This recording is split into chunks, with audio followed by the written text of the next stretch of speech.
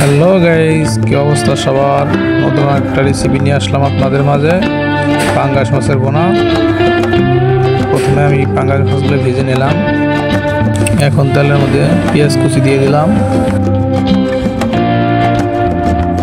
পেঁয়াজ কুচিগুলো হালকা ভেজে নিব।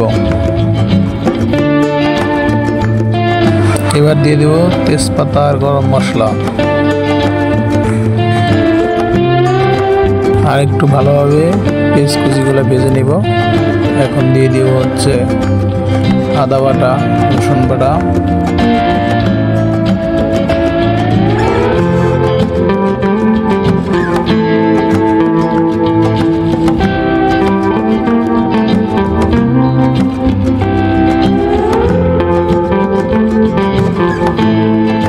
এবার হালকা একটু পানি দিয়ে নাড়াচাড়া করব যাতে মশলাটা পরের সাথে লেগে না যায়।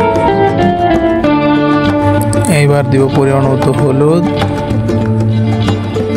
যার যার স্বাদ মতো লবণ, এটা আপনার নিজের স্বাদ মতো দিয়ে নেবেন। এখন দিয়ে দিব মরিচের গুঁড়া পরিমাণ মতো, আপনারা যেমন জাল খান ওইরকমভাবে দিয়ে নেবেন। হালকা একটু পানি দিয়ে নিব, পানি দিয়ে মশলাটা একটু নাড়াচাড়া দেব।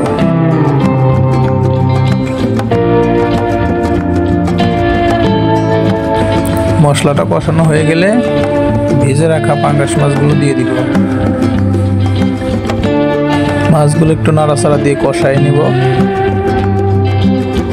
মাছ কষানো হয়ে গেছে, এবার একটু পানি দিয়ে ঢেকে দিব।